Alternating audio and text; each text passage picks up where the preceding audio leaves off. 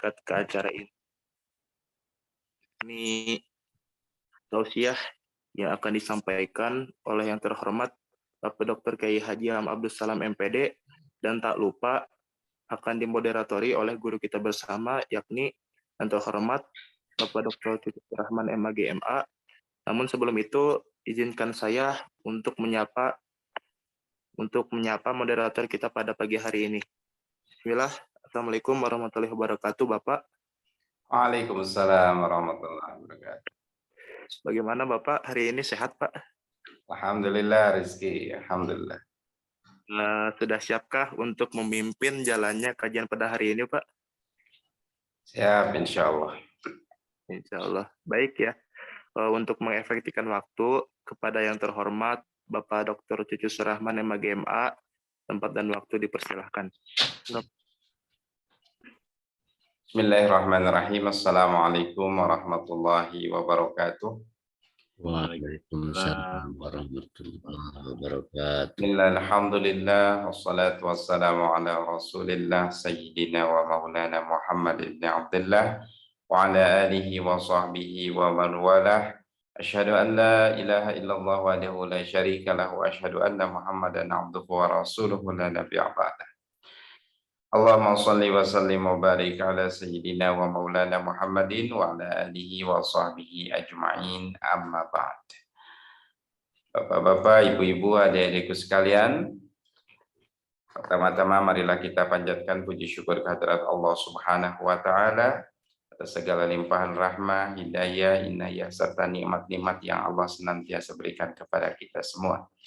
Alhamdulillah, pada pagi hari ini kita masih diberikan kesehatan, kekuatan untuk bisa mengikuti kajian tafsir Tarbawi sama guru kita semua, Kiai Haji Dr. Abdus Salam MPD. Alhamdulillah, beliau sudah ada di hadapan kita semua. Salawat serta salam semoga tetap tercurah limpahkan teruntuk Habibana wa Nabiyana Muhammad sallallahu alaihi wasallam, kepada keluarga, sahabat, dan seluruh umatnya termasuk kita semua hingga akhir zaman. Alhamdulillah, terima kasih bapak-bapak, ibu-ibu, adik-adikku sekalian sudah hadir mengikuti kajian pada pagi hari ini. Mudah-mudahan Allah senantiasa memberikan kesehatan, memberikan kemudahan bagi kita dalam segala aktivitas kita, dalam seluruh aktivitas kehidupan ini, Allah ya Rabbal Alamin. Baik, untuk kajian pada pagi hari ini Pak Kiai akan membahas Quran surat Al-Ikhlas ya. Mangga silakan dibuka Quran surat Al-Ikhlas dengan mengambil tema tauhid sebagai sistem keyakinan dan pandangan global dan fundamental.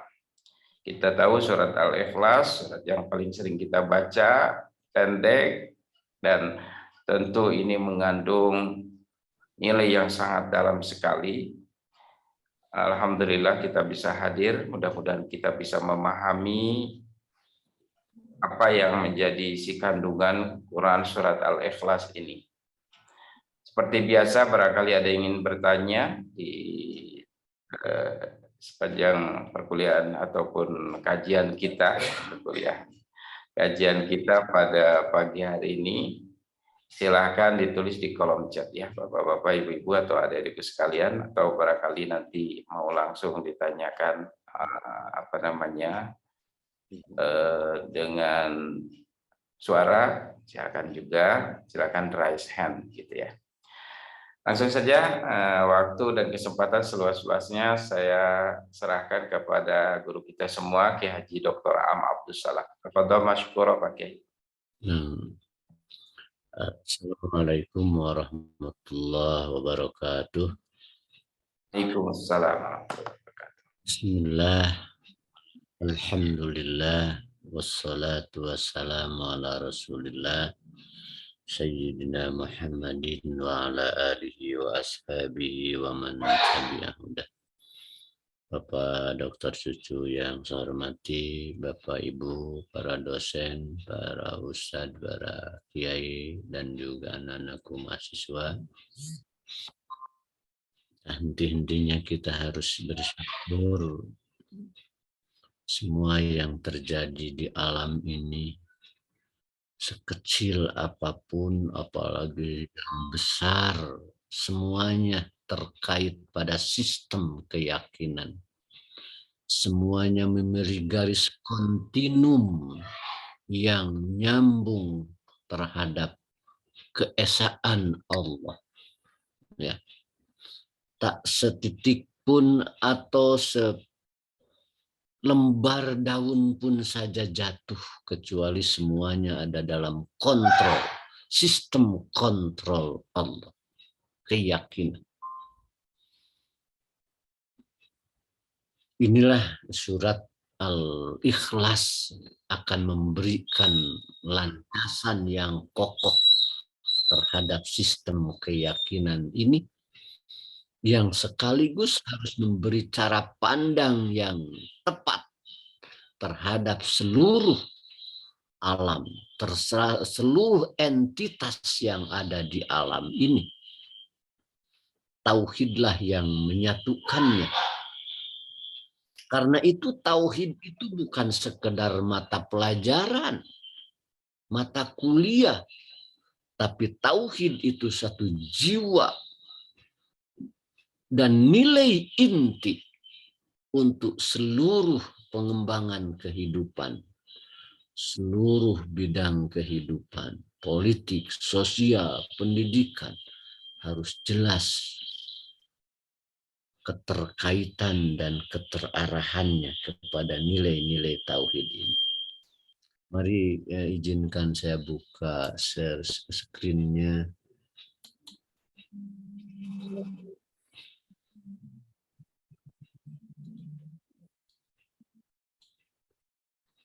Tauhid sebagai sistem keyakinan dan cara pandang yang paling fundamental sekaligus paling global. Inilah tauhid itu sebagai sistem keyakinan dan cara pandang yang paling fundamental, gitu ya, sekaligus paling global, paling dasar tapi sekaligus saling komprehensif. Karena itu semuanya harus dicahayai dengan cara pandang tauhid.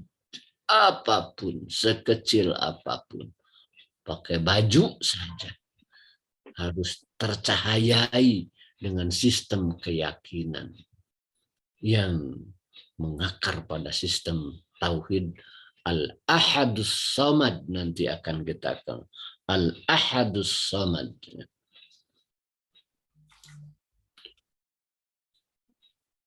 Surat Ikhlas kita sudah hafal, itu tidak akan saya bacakan ya, atau ya tidak terjemahnya, maksudnya a'udzubillahi minasyaitonirrajim, bismillahirrahmanirrahim, qul huwallahu ahad, Allahus samad, lam yalid wa lam yulad wa lam yakul lahu kufuwan ahad. Identitas surat. Surat ini merupakan surat ke-112 ya dalam susunan mushaf dan urutan ke-22 menurut urutan turunnya. Turun setelah surat An-Nas, sebelum surat An-Najm. Jadi setelah ini kita akan masuk ke surat An-Najm.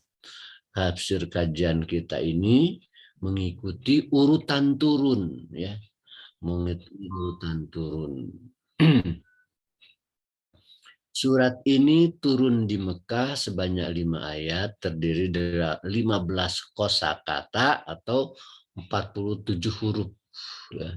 Nah, namanya yang paling populer adalah Al-Ikhlas atau Qul Huwallahu Ahad. Di samping itu banyak lagi nama-nama lain seperti At-Tauhid, Suratul Tauhid, Suratul Asas, karena ini menjadi asas, landang, pondasi bagi bangunan Islam ini. Suratul Somad, ya ada dikatakan suratul Tafrid. Tafrid itu mengesahkan Allah, menunggalkan Allah. Suratul Tajrid, Tajrid itu mengosongkan sesuatu segala kecuali Allah saja. Suratul Ma'rifat, karena dengan surat ini kita dibawa pada ma'rifat yang tepat, yang benar tentang Islam, ma'rifatullah. Pokok kandungannya merupakan inti kehidupan, semuanya tergantung kepadanya dan semua bergerak menuju kepadanya. Allah Maha Esa dalam zatnya, sifat dan perbuatannya. Ya. Dia sebagai zat yang maha mutlak, tak terbatas, mustahil bisa diserupai oleh makhluk. Karena keterbatasan inilah menjadi dia mutlak di atas segala-galanya. Tidak ada, karena tidak tergantung. Dan semuanya tergantung kepadanya. Nah, ini inti-inti pikirannya nanti yang akan kita ungkap dari surat ini. Sebelumnya ada hadis-hadis yang berkaitan. Ini karena ini juga penting. An Aisyata anna Nabiyya sallallahu alaihi wasallam ba'asa rajulan ala sariyah. Dari Aisyah bahwa Rasulullah SAW mengutus seseorang dengan rombongan itu. Sariyah itu rombongan. Wa kana yaqra'u li ashabihi fi sholatihi, dan dia membaca untuk sahabatnya, seseorang itu rajul itu maksudnya, laki-laki itu saat tatkala mengimami itu dalam mengimami kawan-kawannya dalam sholatnya, suka payahtimu bikul huwallahu ahad. Setelah baca surat lain itu selalu mengakhirinya dengan kul huwallahu ahad. Setelah baca wadduha diakhiri dengan kul huwallahu.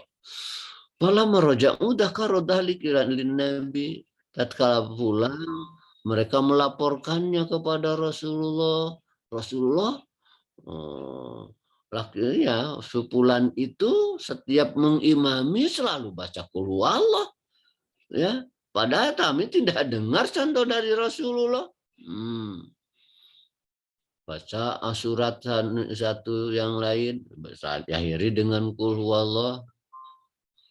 Nah, Rasulullah menjawab, faqala saluh li ayyi syai'in yasna'u. Coba tanya dia, kenapa dia melakukan itu? Rasulullah juga bertanya, kenapa dia melakukan itu? Fasa'alu, kemudian mereka bertanya kepadanya. Faqala, dia menjawab, laki-laki yang mengimami itu. Artinya tidak bertemu langsung dengan Rasul. Li'annaha sifatur rahman, kata dia, itu kan surat itu sifat Allah. Wa ana uhibbu an aqra'ah, dan aku senang sekali mencintainya, membacanya. Aku mencintai untuk membacanya. Waduh. Faqala Nabi sallallahu alaihi wasallam, maka Rasulullah bernaba, akhbiruh annallaha yuhibbu. Waduh. Coba sampaikan kepada dia, Allah mencintainya. Cuma gara-gara baca qul huwallah, bukan berarti bukan cuma ini. Akhbiruh annallaha yuhibbu. Sampaikan Allah mencintainya. Subhanallah. Baca qul huwallah. Karena tentu saja mungkin dengan penghayatan sampai dia mencintai surat ini. Hadis kedua, an Anas bin Malik, dari Anas bin Malik, ja'a Rasulullah sallam faqala inni uhibbu hadas surah. Dia Anas dari Malik, ja'a rajulun, seorang laki-laki pada Rasulullah sallam, dan dia berkata, inni uhibbu hadis surah. Qul huwallah. Aduh, saya sangat mencintai surat ini, qul huwallah. Faqala Rasulullah sallam, hubbuka iyyah adkhalakal jannah. Rasul menjawab, kecintaanmu pada surat ini akan memasukkanmu pada surga. Allahu Akbar, luar biasa ini. Qul huwallah ya. Pada satu hari Rasulullah bersabda, ayya'jiju ahadukum ayyaqra'a sulusal Quran. Apakah sesama kalian tidak mampu membaca sepertiga Quran dalam satu malam? Wah, fasyaqqa alaihim dzalika. Mereka merasa berat. Romotas berkata, ayuna yantiqu dzalika. Siapa kira-kira ya Rasul di antara kita yang mampu membaca sepertiga Al-Quran? Faqala Allahul wahidus samad sulusul Quran. Maka Rasulullah baca Qul huwallah Allahul walikul al-wahidus samad sulusul Quran. Allah dengan sifat utama al-wahid as-samad itu adalah sepertiga Al-Quran. Artinya baca Qul huwallah sepertiga Al-Quran, saudara-saudara. Jadi kalau kita niatkan saja ingin tamat, wah 3 kali lah kita ya. Itu yang dilakukan oleh Imam Ali. Ada yang berdoa dengan doa menggunakan Qul huwallah ini. Allahumma inni as'aluka bi annaka antallahul ahadus samad. Oh ya Allah, aku meminta kepadamu bahwa karena Engkau adalah Allah al-ahad as-samad. Alladzi lam yalid wa lam yulad wa lam yakul lahu kufuwan ahad. Jadi berdoa dengan Qul huwallah ini. Berdoa dengan begitu. Maka Rasulullah berkata, laqad sa'alallaha bi ismihil a'dzam. Sungguh dia telah berdoa dengan ismul a'dzam. Apa alladzi idza su'ila bihi a'ta, apabila Allah diminta dengan itu a'ta, Allah memberi. Wa idza du'iya bihi ajab, dan tatkala dipanggil atau berdoa dengannya, dia akan mengabulkan. Ya, luar biasa nih hadis ini, surat Al-Ikhlas ini. Mengenai sebab nuzul, singkat saja, orang-orang musyrik datang kepada Rasulullah. Ya Muhammad, unsub lana rabbak. Muhammad, coba ceritakan nisbat atau keturunan atau silsilah atau unsub itu ya. Nisbah istilahnya khusus relasi Tuhanmu dengan kita atau dari mana, minta begitu. Maka anjalallah qul huwallahu ahad Allahus samad, dan turunlah surat ini ya. Jadi orang-orang musyrik minta penjelasan silsilah atau hubungannya Rob kita dengan Robnya, Rob yang suka kamu sampaikan untuk menyembahnya itu, coba jelaskan bagaimana hubungannya dengan kita. Di ayat lain sama tapi bahasanya beda. Rasulullah qalu ya Rasulullah akhbirna an rabbik. Coba jelaskan Tuhanmu itu, sif lana rabbak, jelaskan sifat Rabbmu itu, ma huwa, apa itu, wa min ayyi syai'in, dan terbuat dari apa Rabb itu. Wah, macam-macam ya. Oh, maka fa anjalallah, Allah nurunkan qul huwallahu ahad. Yang ketiga sama dengan yang pertama, bahasanya meminta dijelaskan rasanya. Nah, berdasar asbab turun itu, turunlah qul huwallahu ahad dan seterusnya. Baiklah kita mulai ayat per ayat. Qul huwallahu ahad. Qul, kenapa pakai qul? Ini memastikan ini dari Allah, bukan dari Rasulullah. Qul juga memastikan bahwa Allah tetap membimbing Rasulullah dalam menghadapi orang-orang musyrik. Sama, membimbing hambanya dalam menghadapi masalah-masalah. Tapi tentu saja tidak seperti kepada Rasulullah. Dengan itu hadir ke hati orang-orang mukmin. Kul juga mengundang perhatian khusus. Nah, ini yang di kata-kata ahli tafsir ini. Mengundang perhatian khusus terhadap masalah yang akan disampaikan. Pentingnya masalah yang ada kul, pakai kul itu. Huwa, ini domirsan namanya. Kenapa pakai huwa? Kemana huwa itu? Nah, kalau para ahli tafsir kebanyakan disebut domirsar. Domirsar itu kata ganti yang tidak punya rujukan kemana. Dia tidak ada rujukan. Untuk apa maksudnya? Menunjukkan besar dan pentingnya yang akan disampaikan. Pakhomatuma ukhbir alaih. Besarnya yang akan disampaikan. Huwa, kul huwa.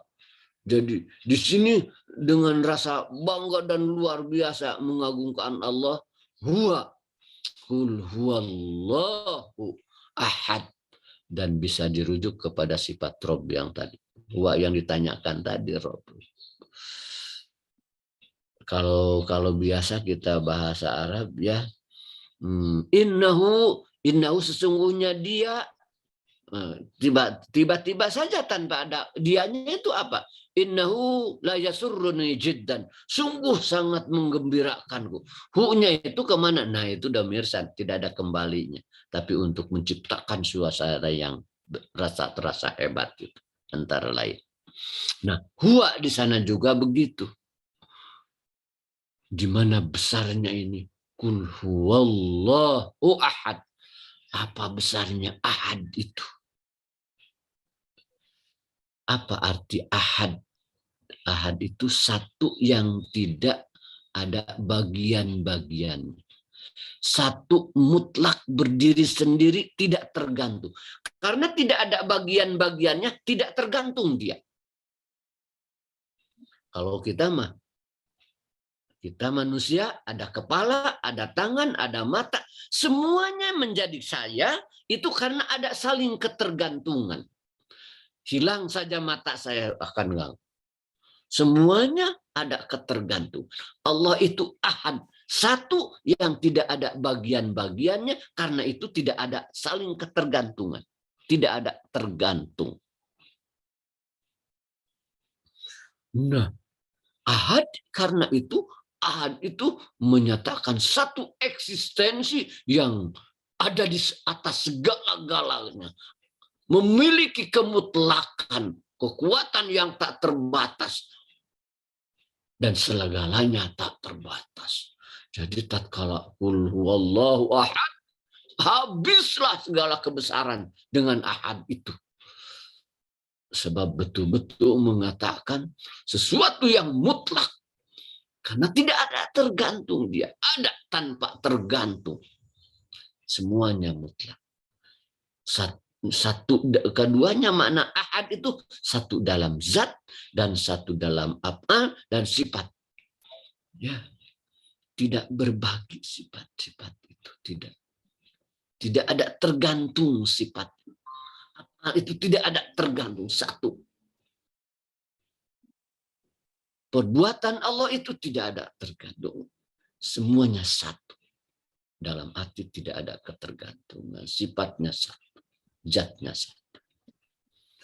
Nah, jadi dengan qul huwallahu ahad menghabiskan segala kebesaran, kehebatan dan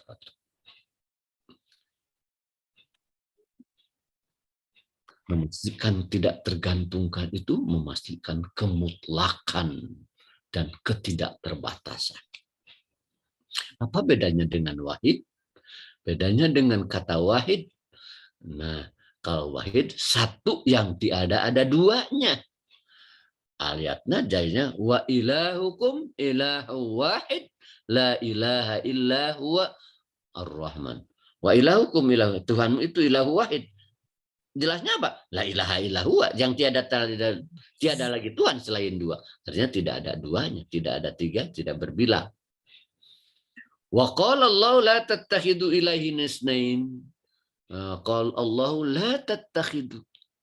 Jangan kalian menjadi ilahain isnain, dua Tuhan. Innama huwa ilahu wahid. Dia itu hanya ilahun wahid. Dan ayat lain mengatakan yang wala taqulu salasa. Jangan berkata Tuhan tiga, entau berhentilah, khairan lakum. Innamallahu ilahu wahid. Allah itu hanya Tuhan yang satu. Artinya satu yang tidak ada duanya. Kalau wahid. Kalau ahad, satu yang tidak berbagi. Satu yang tidak tergantung. Karena itu dia memiliki kekuatan dan ketakterbatasan. Nah, habislah segala keagungan. Jadi pantas kalau qul huwallahu ahad, habis kita isi hati dengan keagungan al-ahad itu akan jauh lebih bermakna bacaan itu, memberikan pengaruh yang kuat. Qul huwallahu ahad, habislah semuanya kekuatan dengan ahad. Seperti itu maknanya. Karena itu coba Allahus Samad. Nah, ayat ini akan menguatkan, memastikan, nanti juga pada bagian keduanya dijelaskan. Allahus Samad. Allah tempat bergantung. Dat yang maha, yang menjadi tumpuan dan memenuhi kebutuhan semua makhluk. Permintaan dan tertumpu kepada As-Samad. Ya, menjadi dia tempat bergantung semuanya. Zat yang berada di puncak sehingga tidak ada yang lebih tinggi daripadanya. As-Samad lagi-lagi menguatkan tadi. Ahad juga sudah menempatkan dia segala-galanya. As-Samad menempatkan di puncak. Dan sehingga tidak ada yang lebih tinggi daripadanya. Zat yang ilmu dan hikmahnya sempurna bagi semua, begitu juga semua af'al dan sifatnya sempurna. Pekerjaannya dan sifatnya sempurna. As-Samad. Nah, karena itu coba-coba lihat susunannya. Qul huwallahu ahad. Ayat keduanya Allahus Samad. Dua kalimat tanpa pakai penghubung. Nah, ini rahasia bahasa Arab ya, gaya bahasa apa. Dua kalimat Allahu ahad, Allahus Samad. Dua kalimat tanpa penghubung, namanya pasal. Itu dua ayat yang menyatu. Seakan-akan Allahus Samad ya menyatakan itu juga. Dia satu-satunya yang tidak tergantung, maka dia satu-satunya tempat bergantung. Dia satu-satunya yang tidak tergantung, maka Allahus Samad, dia satu-satunya tempat bergantung. Tatkala menyadari Allah ahad satu-satu, maka kita hanya pantas menyerahkan diri, menggantungkan diri kepadanya, karena dia satu-satunya yang tak tergantung. Sedangkan semua alam ini tergantung, otak kita tergantung, kecerdasan kita tergantung, atasan kita yang hebat juga tergantung, tidak ada yang mutlak.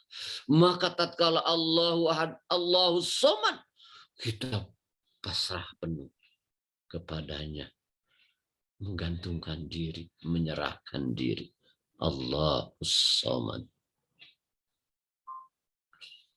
Nah, itu rahasia, tidak pakai kata penghubung. Allahu ahad, Allah. Kalau pantasnya mah huwallahu ahad, wallahu samad dalam susunan bahasa nahunya. Tapi ini tidak, itu menunjukkan satu. Jadi Allahus Samad itu setelah Allahu ahad yang memberikan kebesaran dan yang mutlak, tak terhingga, tak terbatas, di mana semuanya makhluk tergantung kepadanya, maka kita Allahus Somad, itu penuh pengakuan kebesaran Allah dan penyerahan. Semuanya tergantung. Ya, kecerdasan kita, perilaku kita tergantung. Berkata ini saja tergantung. Antara komponen diri kita penuh ketergantungan, dan ketergantungan itu bermuara muncak kepadanya.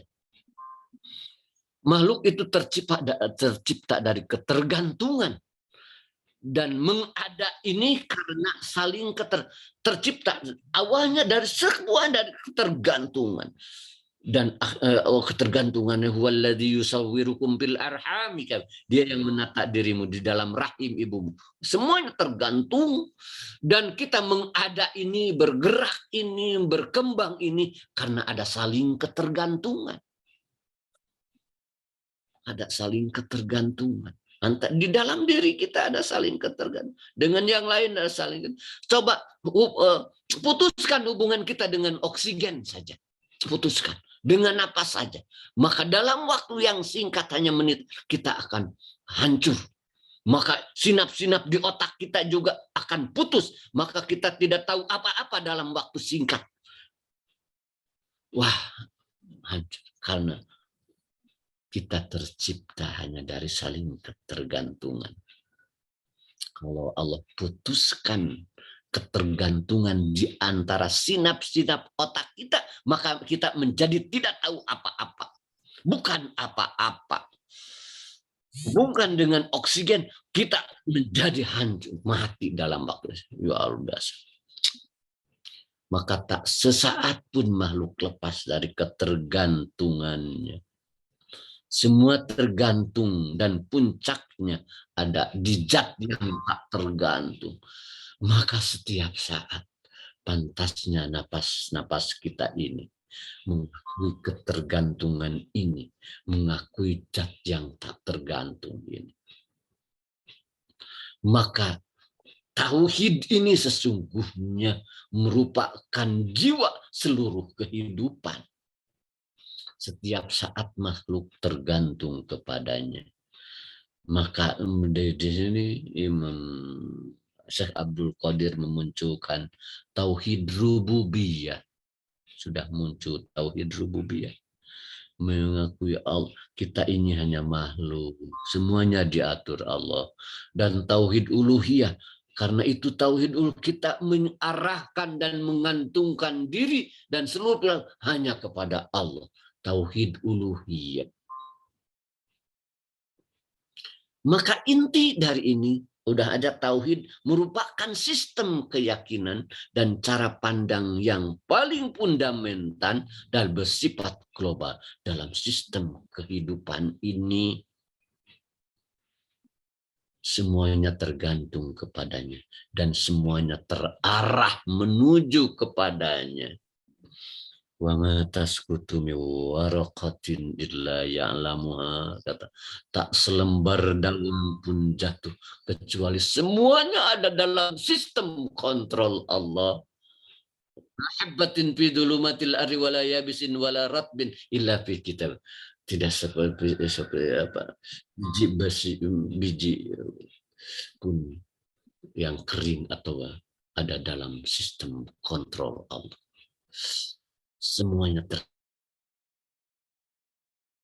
tergantung kepadanya, dan semuanya akan berakhir terarah kepadanya. Karena ini kita harus kembangkan dalam cara pandang seluruh bidang kehidupan, dalam pendidikan, bagaimana tauhid dalam tauhid bukan sekedar mata pelajaran, bagaimana tauhid realisasinya dikembangkan dalam sistem pendidikan, dalam ekonomi, dalam sosial, semuanya harus nyata. Lam yalid wa lam yulad. Nah, ini memastikan dan menjawab pertanyaan yang disampaikan oleh orang Muslim. Dia tidak melahirkan dan tidak dilahirkan. Menyatakan ketidaktergantungan. Yang kalau melahirkan Ya tergantung juga di dalam apa lagi. Qalu takhadallahu, mereka mengatakan Allah telah membuat seorang anak, melahirkan anak. Wala subhan, maha suci Allah. Wal ghani, dia tidak tergantung. Al ghani maha kaya, dia tidak tergantung. Jadi alam yalid ini walam yulad ini memastikan prinsip tadi al ahadus samad, ya, dari samping menjawab pertanyaan musyrikin tadi. Wa qalatil yahud Uzair ibnullah wa qalatil nasara al-masih ibnullah. Sementara orang Yahudi berkata Uzair ibnullah, dan Nasara Isa ibnullah. Lam yalid wa lam yulad, dijawab semuanya. Maka al-ahadiyah as-samadiyah memastikan tidak ada Tuhan lagi yang lain dengan cara apapun, termasuk dengan cara tawalud, keturunan saling. Yang hari ini unsub, pertanyaannya itu unsub itu keturunan, ya, turunan nasab.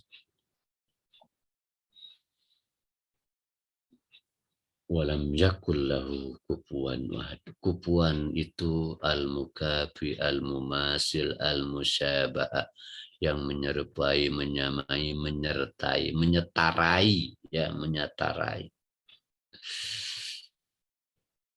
Nah, ini memastikan bahwa al-ahadus samad tidak akan ada yang menyerupai, menyamai, menyertai, baik menyangkut zat, perbuatan, atau sifat. Lagi-lagi ini membuat kita meluluhkan diri. Baik dalam zatnya, sifatnya, perbuatannya. Tidak akan ada dari makhluk yang mampu menyetarainya, menyerupainya, atau menyamainya. Tatkala baca ini walam yakullahu kufuwan, semakin menempatkan dia yang maha tak terbatas, maha mutlak. Dia zat maha mutlak, tak terbatas. Bagaimana mungkin makhluk bisa yang terbatas menyamainya?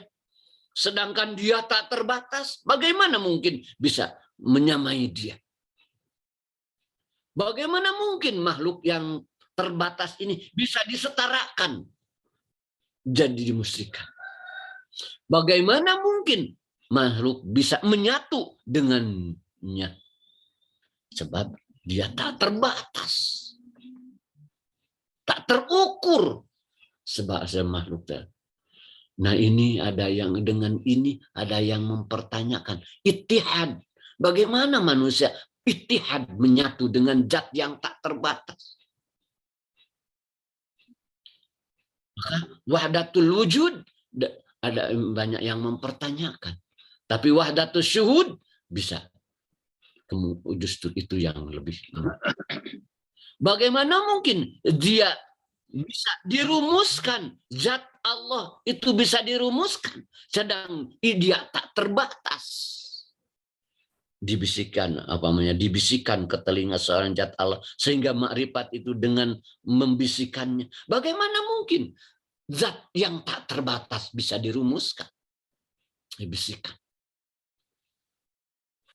Maka Abu Bakar dalam satu perkataannya, subhanallah, dengan Allah yang ma'rifatnya hanya dicapai dengan ketidakberdayaan di hadapannya. Abu Bakar begitu. Yang ma'rifatnya bisa dicapai dengan tatkala manusia menyatakan ketakberdayaan di hadapannya. Lupa lagi tidak saya tulis itu. Ada di tafsir itu. Wa'iul Bayan. Wah, Abu Bakar mengagumi, subhanallah, maha suci Allah, zat yang mencapai ma'rifatnya justru dengan ketidakberdayaan dan penyerahan total kepadanya. Di sanalah nikmatnya ma'rifat. Maka tatkala baca kul huwallahu ahad, ahad, itu betul-betul menghabiskan segala kebesaran dunia. Hanya dia satu-satunya yang tak terbatas, yang tak tergantung, memiliki segalanya. Allahus Samad, meluluhkan kita semakin perlu kita kepadanya, karena kita hanya makhluk-makhluk yang tergantung. Masih sedikit, sedikit bimbingan edukatif. Saya tidak masuk ke komponen-komponen pedagogisnya, tapi angkat pikiran-pikiran pokoknya saja. Sejatinya tauhid bukan sekedar mata pelajaran, melainkan suatu sistem keyakinan yang harus memberikan cara pandang yang benar terhadap alam dan kehidupan. Di mana cara pandang inilah yang harus menjadi landasan pengembangannya melalui pendidikan.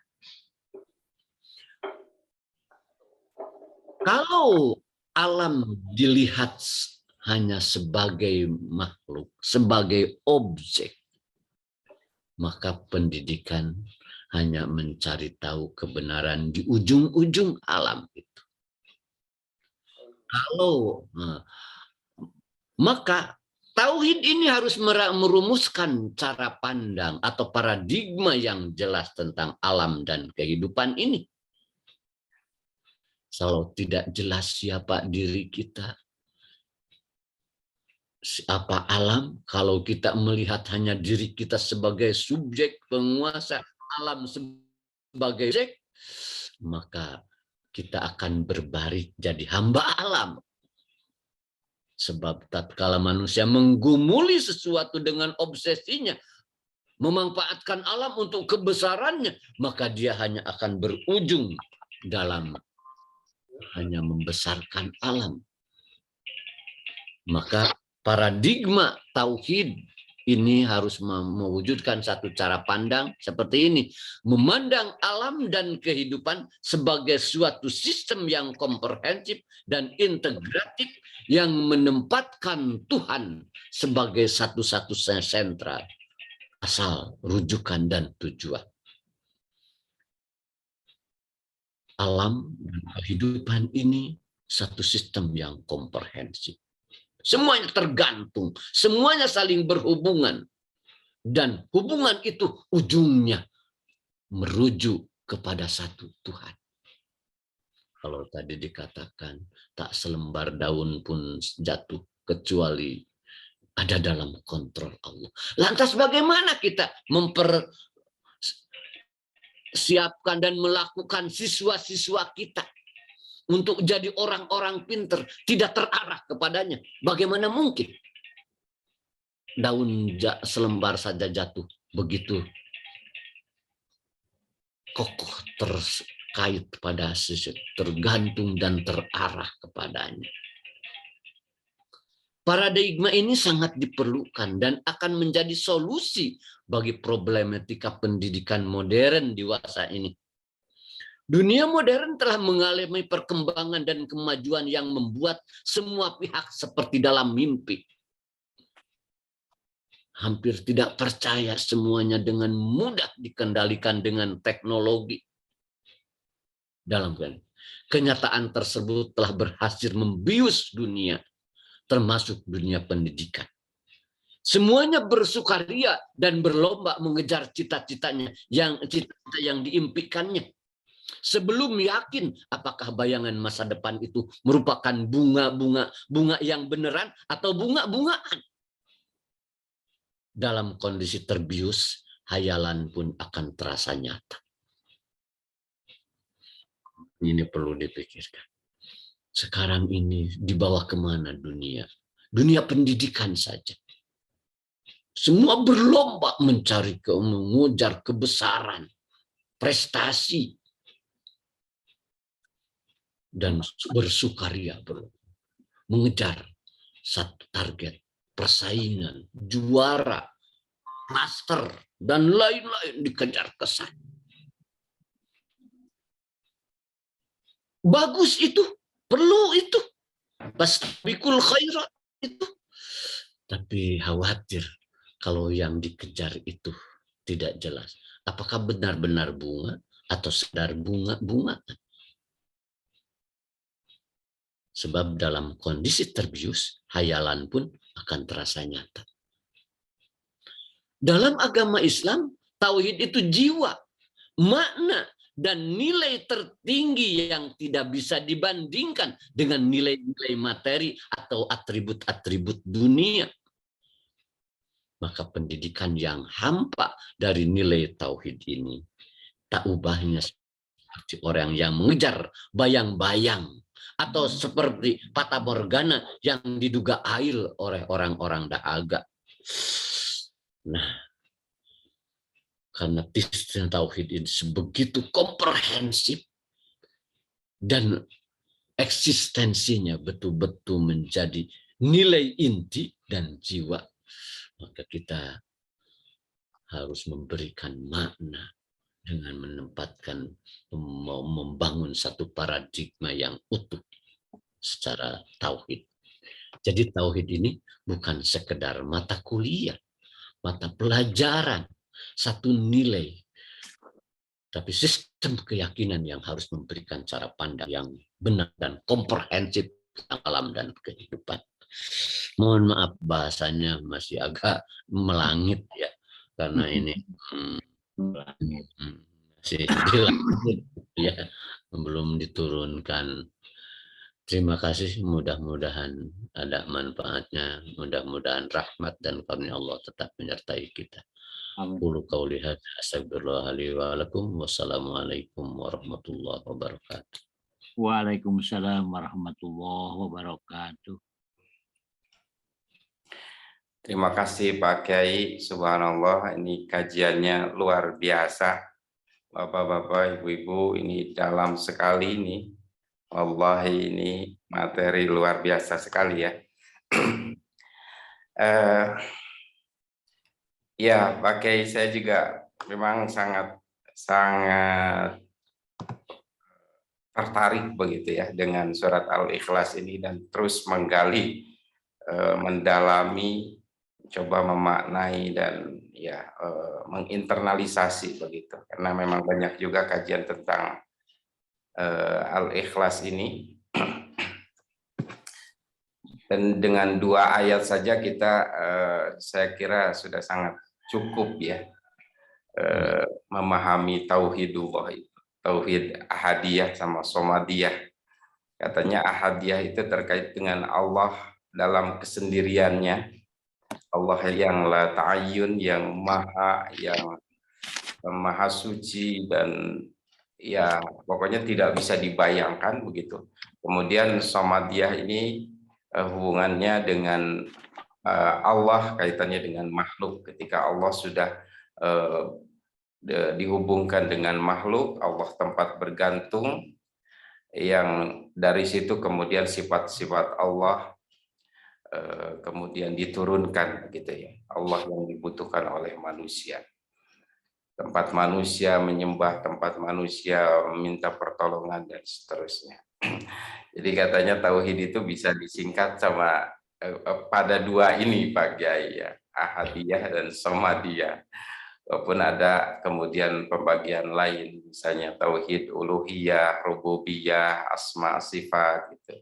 Atau misalnya tauhid yang kemudian dimaknai atau dikaji dengan sifat 20 dan seterusnya. Ya, saya kira kalau teorisasi ya bisa-bisa saja ya mungkin. Tapi intinya memang surat Al-Ikhlas ini luar biasa. Kok bisa sehebat itu ya Al-Ikhlas Pak Kiai ini. Tadi juga dikatakan Al-Ikhlas itu sebanding dengan sepertiga Al-Quran begitu. Ini kok bisa seperti itu, tapi posisinya seakan tidak terlalu apa ya Pak Kiai, misalnya nggak ditaruh di depan begitu ya, bukan wahyu yang pertama kali diturunkan, atau misalnya gimana ya, ada penempatan khusus begitu Pak Kiai ya. Misalnya Al-Ikhlas ini sebagai sebagai inti surat, seperti halnya kalau misalnya hadis itu ada hadis Jibril gitu Pak Kiai yang menjelaskan tentang akidah, ibadah, akhlak gitu. Mungkin Pak Kiai ada sedikit tambahan Pak Kiai untuk kelebihan dari surat Al-Ikhlas ini. Bismillahirrahmanirrahim. Terima kasih Pak Cucu. Kalau dilihat dari susunan turunnya ya, justru karena apalagi kita mengkaji Al-Quran itu berdasar susunan turun. Awalnya kita juga bertanya-tanya, kenapa Iqra yang pertama turun, bukan Al-Ikhlas ini ya. Bahkan bukan Al-Fatihah. Al-Fatihah itu kelima kalau menurut tafsir susunnya. Ini ke-22. Sekarang jadi mengerti Pak Cucu ya dengan itu. Ternyata yang diturunkan pertama itu Iqra ya.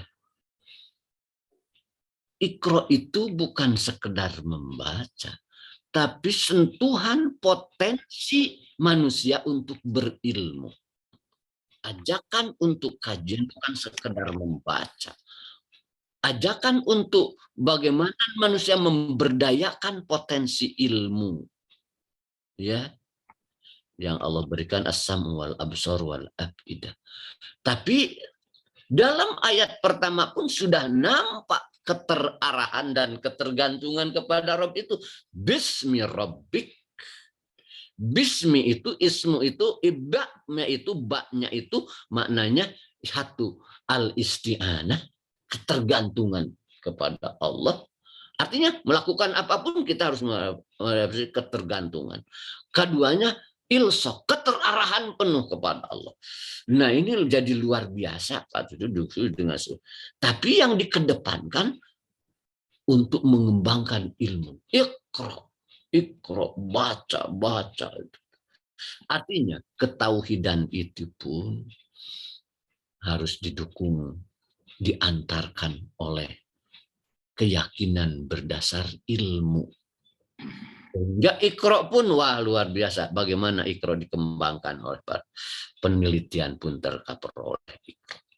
Iqra buktinya Iqra wa rabbuka tuh. Di sini beda Iqra wa rabb, bacalah, kajilah, niscaya Rabbmu lah yang paling aku. Niscaya karunia Rabbmu lah. Nah, jadi memang susunan ini seperti Allah turunkan, kita mengikuti yang diturunkan luar biasa. Dan muncul pada saatnya. Ya, pada saatnya, yaitu ternyata saat orang-orang musyrik mempertanyakan ini. Sebab substansi ini sejak awal sudah al-ahadus samad, tapi seakan-akan berangsur dengan bismi rabbik itu substansinya sudah masuk ya. Nah, begitulah kira-kira melihat hebatnya ini tepat pada saatnya ya. Sesuai dengan perkembangan tuntutan pada waktu itu. Ini pun jadi pelajaran kita dalam berdakwah. Dari mana kita mulai? Tidak harus selalu dari prinsip besar dulu. Dari konteks, dari perkembangan. Nah itu mungkin yang bisa saya pahami dari kenapa susunannya seperti itu. Kenapa juga awalnya kenapa tidak Al-Ikhlas dulu ya turunkan, tapi ternyata seperti itu Pak. Terima kasih Pak. Mangga yang lain barangkali ada komentar atau tambahan. Ya, ada Profesor Fuad dari Padang nih. Ya, selamat datang. Terima kasih Prof. Fuad Anwar. Tadi ada Pak Kiai Profesor Sopyan juga, tapi katanya beliau keluar duluan ya kalau nggak salah. Ini Pak Kiai ada satu pertanyaan dari mahasiswa. Ini katanya mohon maaf izin menyampaikan pertanyaan terkait dengan Allah tempat bergantung. Apakah kita ketika sedang lapar kemudian kita meyakini bahwa dengan makan kita itu dapat menjadi kenyang kembali, juga termasuk kesyirikan gitu atau tidak Pak Kiai? Gitu. Mohon maaf kalau pertanyaannya sedikit aneh. Itu keyakinan kalau kita lapar kemudian kita makan, nah kemudian dengan makan itu kita menjadi keyakinan dengan makan itu menjadi kenyang kembali, itu apakah termasuk kesyirikan atau tidak? Oke, enggak. Bismillahirrahmanirrahim. Bagus sekali pertanyaannya ya. Kita ini dalam beragama ini diwajibkan melakukan amal-amal yang disebut syariat ya. Syariat itu harus dilakukan dan memang diperintahkan oleh hakikat ya. Syariat itu sebab atau jalan untuk memenuhi keyakinan kita kepada hakikat. Hakikat itu Allah. Makan itu sebab dan diperintahkan. Yang memberi kekuatan hakikatnya Allah, bukan nasi. Ya. Nah, bukan nasi. Tapi kita wajib melakukan itu karena diperintahkan oleh hakikat. Ya. Sekali lagi, makan itu adalah sebab. Dan sunnatullah, masyiatullah itu bekerja dalam sistem alam sebab akibat. Karena itu syariat, makan, berusaha itu wajib. Ya. Tapi yang membuat kita sehat, yang membuat kita kuat, nah, kita tidak meyakini sepenuhnya dari makanan itu sekedar sebab, ya. Tetap kita yakin yang membuat kita sehat dan kuat itu Allah. Sebab itu maksudnya nasi itu jadi kuat itu tergantung kepada masyiatullah juga. Nah, jadi tatkala makan jangan yakin penuh bahwa nasi yang akan membuat kita kuat. Itu mah sekedar sebab saja, ya.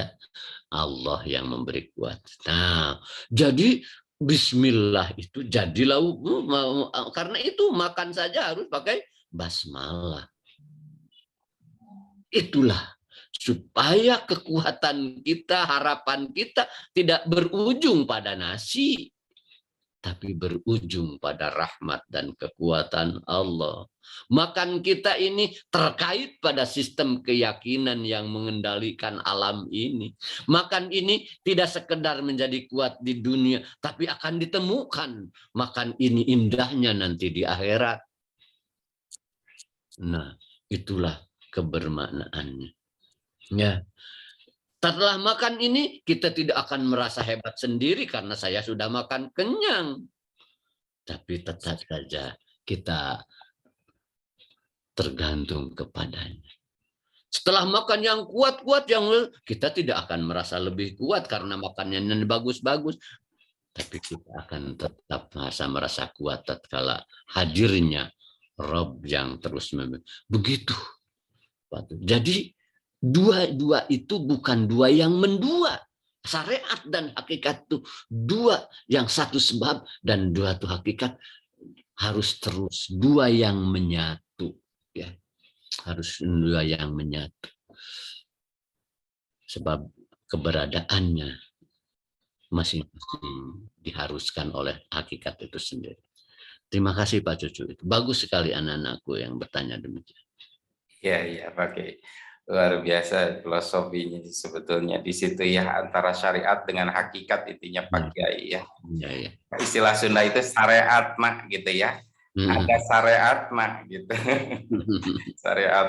Syariatnya ya mungkin apa yang berlaku di alam ini harus ditempuh begitu ya. Hakikatnya yaitu semuanya adalah Allah, rahasia Allah semuanya gitu. Terima kasih Pak Kiai, luar biasa. Mangga, silahkan Bapak-Bapak, Ibu-Ibu, barangkali ada yang ingin bertanya atau ingin menambahkan, mengomentari atau apa, masih ada waktu sekitar 5 menit. Mangga.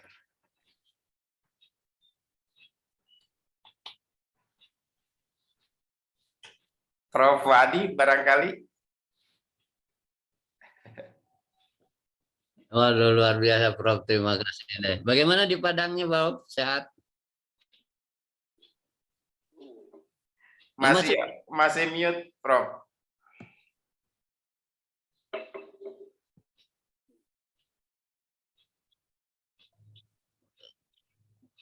Sepertinya terpental ya. Ada, cuman kayaknya salah tombol. Suara malah ini kamera. Baik. Ya. Mungkin cukup Pak Kiai ya. Tidak ada yang bertanya lagi ini. Apa? No. Iya, salah tombolnya mungkin Prof. Wadi.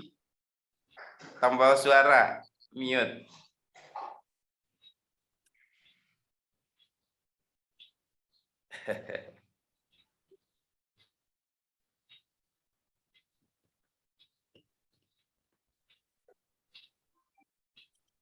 Masih berusaha. Kelihatan. Nah. Oh, nyambung. Ya. Mungkin Pak Kiai karena waktunya saya kira sudah cukup. Terima kasih. Lebih tepat.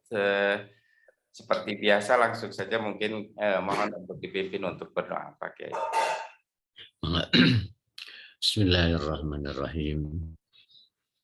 Allahumma salli wa sallim wa barik ala sayyidina wa habibina wa syafiina wa maulana Muhammadin sallallahu alaihi wasallam wa ala alihi wa ashabihi ajmain.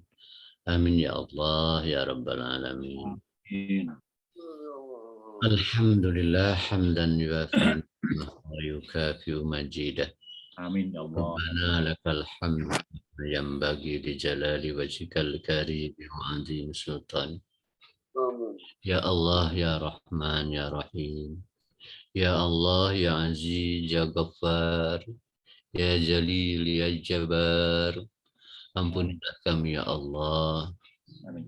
Ampunilah dosa-dosa kami ya Allah. Ampunilah kedua orang tua kami ya Allah. Andai mereka sudah meninggal, tempatkan mereka di tempat termulia di sisimu ya Allah. Amin. Andai mereka masih hidup, dekaplah mereka ya Allah dengan cahaya bimbingan dan rahmat-Mu ya Allah. Ya Allah, ya Rahman, ya Rahim. Kami hanya hamba-hamba-Mu yang seluruhnya tergantung kepada rahmat dan karunia-Mu ya Allah. Rahmat dan karunia begitu meliputi segalanya ya Allah.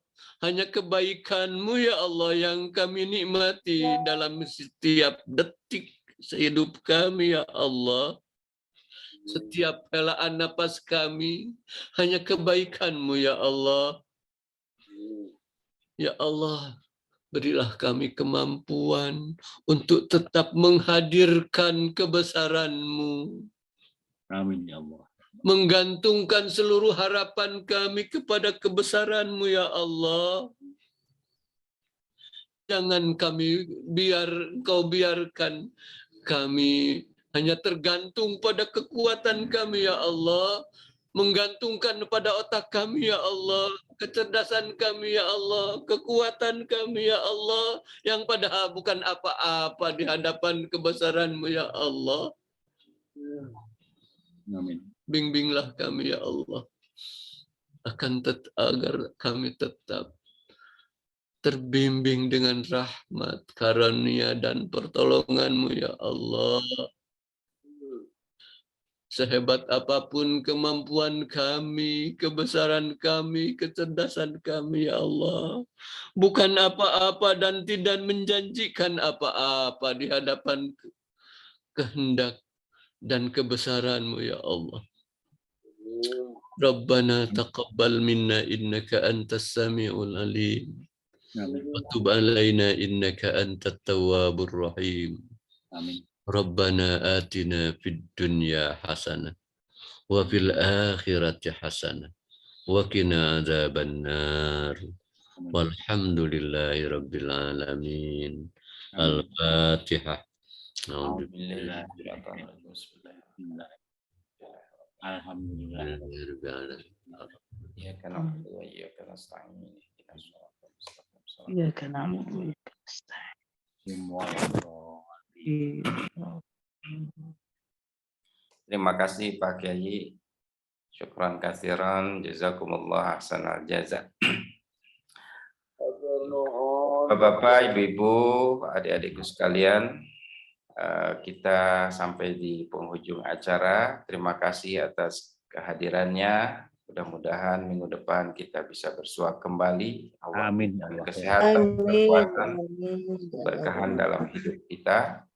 Allah panjangkan usia kita dalam kebaikan, panjang usia, banyak amalnya. Amin ya Allah ya Rabbal Alamin. Sekali lagi terima kasih Pak Kiai. Jazakumullah ahsanal jaza. Saya atas nama moderator undur diri. Aku qouli hadza wa astaghfirullahaladzim li wa lakum. Nuhun Pak Kiai, baca Warahmatullahi wabarakatuh. Saya kembalikan kepada MC. Waalaikumsalam warahmatullahi wabarakatuh. Nuhun Pak Kiai, baca. Terima kasih kepada Bapak Dr. Cucu Surahman yang telah memimpin kajian pada pagi hari ini.